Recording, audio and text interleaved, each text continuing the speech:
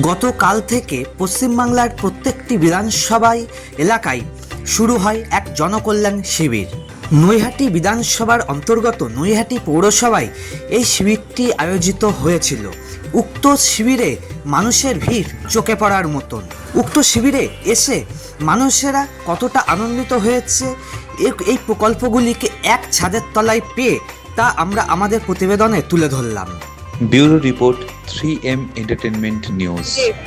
আমাদের নতুন সরকার হয়েছে এবং দেখুন আমি আগে একটা ভাতা পেতাম, সেটা এই মাস 2 হলো আমি পাচ্ছি না। তা ওনাদের কাছে জানতে এসেছিলাম এবং নতুন ফর্ম যদি দেয় সেটা তুলতে এসেছিলাম যে নতুন করে করলে পাবো কিনা। তা ওনারা বললেন যে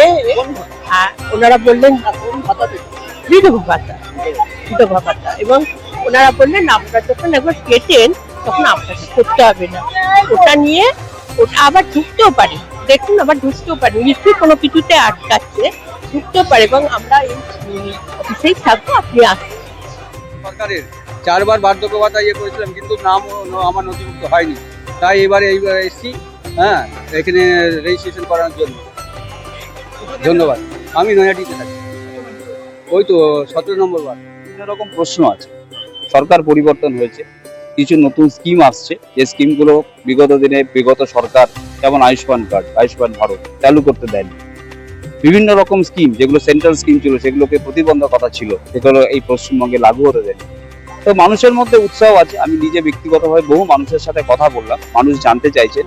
অ্যাকচুয়ালি যদি বলেন এই ক্যাম্পটা হচ্ছে মানুষকে একটা তার মধ্যে যে মানে যেটা একটা অ্যাওয়ারনেস যেটাকে বলা যায় সেটাকে একটা তৈরি করা, বিভিন্ন সমস্যার সমাধানগুলো করা, বিভিন্ন রকমের কোয়ারি আসছে সেগুলোকে আমরা বিভিন্ন রকম ভাবে অ্যাড্রেস করছি, তাদেরকে আমরা বোঝাচ্ছি।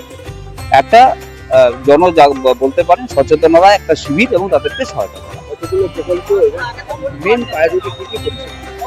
দেখুন, মেন প্রায়োরিটি অ্যাকচুয়ালি আমাদের প্রায় 22 থেকে 23টা প্রকল্প আছে এবং আমাদের মধ্যে মেন যেটা হচ্ছে আয়ুষ্মান ভারত, অন্নপূর্ণা ভান্ডার, বার্ধক্য ভাতা, বিধবা ভাতা, প্রতিবন্ধী যারা আছেন ভাইয়েরা বোন তাদের জন্য ভাতা, আবাস যোজনা প্রকল্প যেটা নিয়ে সব থেকে বড় দুর্নীতি হয়েছিল, এই আবাস যোজনা আমরা আবার চালু করেছি মাননীয় প্রধানমন্ত্রী। তো সেই যে প্রকল্পগুলো, ইভেন সোলার সিস্টেম, তারপরে তাদেরকে যেটা মিউনিসিপ্যালিটি থেকে লোন, এরকম বহু সামাজিক যে প্রকল্প সেগুলো আমাদের আজকের এই যে সহায়তা ক্যাম্প হচ্ছে সেখানে আমাদের এখান থেকে আলোচনা হচ্ছে, ফর্ম ডিস্ট্রিবিউশন হচ্ছে, মানুষকে আমরা সহায়তা দিচ্ছি, তাদেরকে যোগাযোগ করছি, কথা বলছি, সেই প্রকল্পগুলো পৌঁছে দেওয়া এবং তাদেরকে সেগুলো পাইয়ে দেওয়া। আমাদের সেটাই মূল লক্ষ্য।